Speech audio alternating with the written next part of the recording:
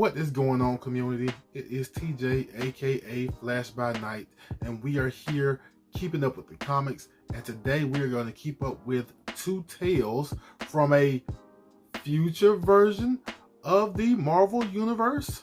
Go ahead, hit that like button, hit the subscribe button, and we are going to get into it because today we are keeping up with Wastelanders Hawkeye issue number 1.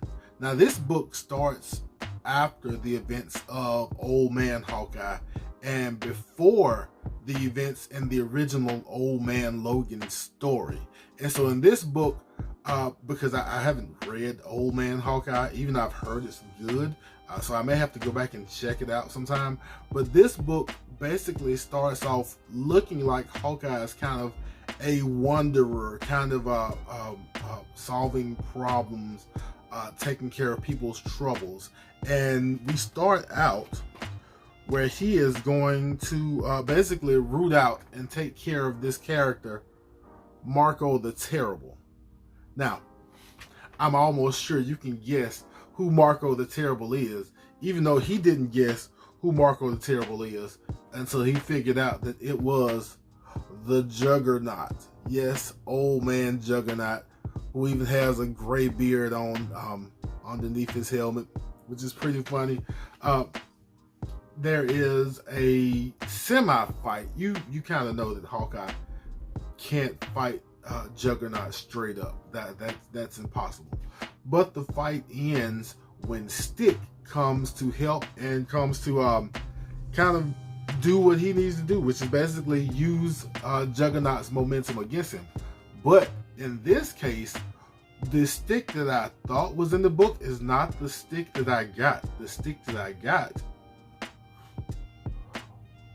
was Matt Murdock, Daredevil. And so we find out in this book that Daredevil has basically been training and mentoring Hawkeye, because Hawkeye is already losing his sight, and who better than Daredevil to teach you how to get along, how to fight without your sight, how to manage and go forward. And so that's kind of what happens. He manages to basically get Hawkeye to take one more mission, in which they use Moon Knight's Mooncopter, which is a whole nother thing. But he wants Hawkeye to invade this headquarters, find this person, and give this person a secret weapon. Or actually, I guess, use a secret weapon on this person. But there's a nice little twist at the end to who this person is, what the secret weapon is. And in case anybody wants to check this out, I don't want to spoil the rest of the back half of the book, but Hawkeye, Wastelanders Hawkeye issue number 1, and the next Wastelanders book we're going to check out kind of tell me that the Wastelanders books, at least this set of books, isn't here for big fights, big events, big explosions, all the superhero stuff.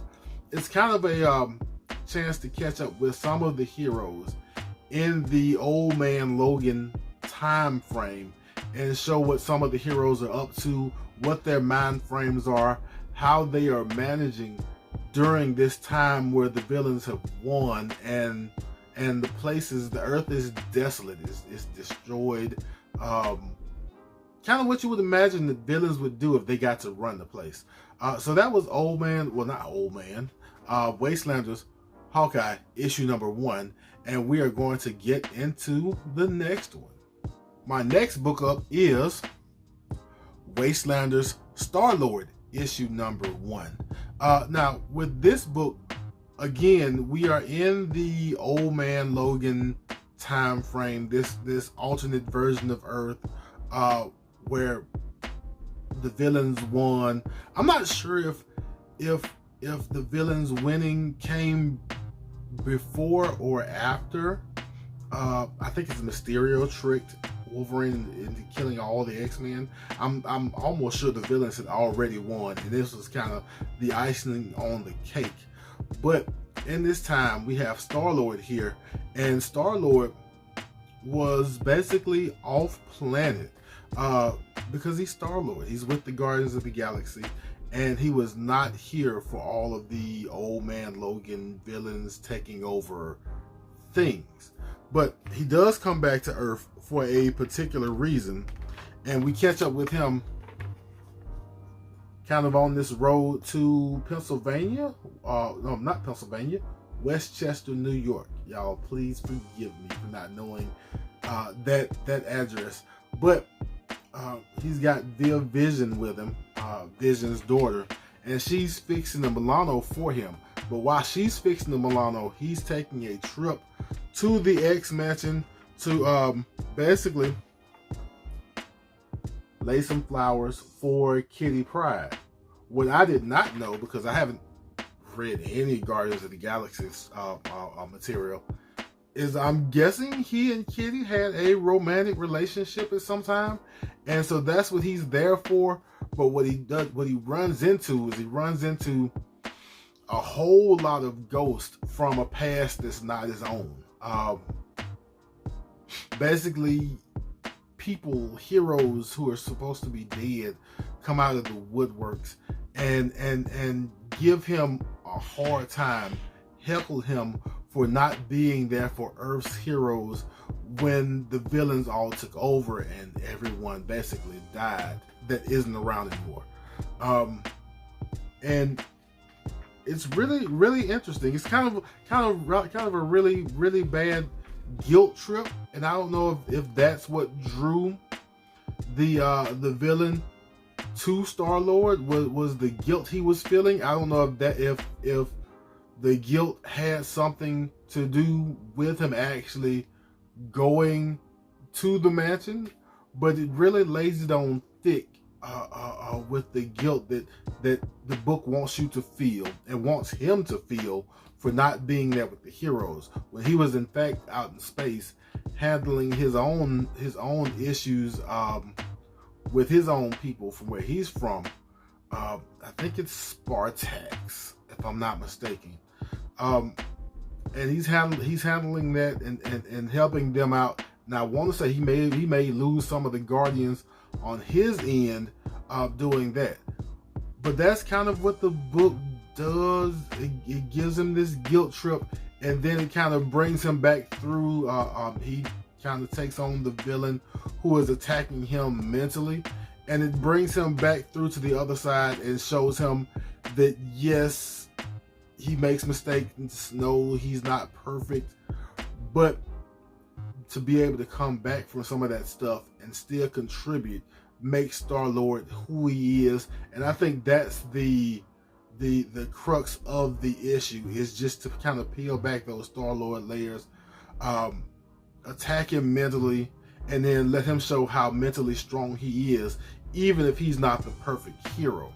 And that's kind of how things wrap up. In the end, Viv gets the Milano working, and he takes off and he renames the Milano after Kitty Pryde. That's basically the book. So that was Wastelanders StarLord issue number 1. And again, I think the purpose of these Wastelander books is not to give us some big action sequence. It's just to catch up with some of these characters that are still around in this Wastelanders timeline. That being said, I read the solicit for the Wastelanders Doom number 1, and apparently whatever he has going on is going to affect the Wastelanders universe going forward, and maybe affect or show something about or peel the layers back on all the Wastelanders books. So I am ready to see that. I believe that book comes out this Wednesday, January 5th. So we'll see what that does, if that makes you reflect back on these other books. But in the meantime, these Wastelanders books aren't, they're not going to change the world. They're not grandiose. They're just kind of character catch-ups, if I can put it that way. So that was Keeping Up with the Comics. I hope you saw something you liked. I hope you enjoyed yourself. And if you did enjoy yourself, go ahead, hit the like button.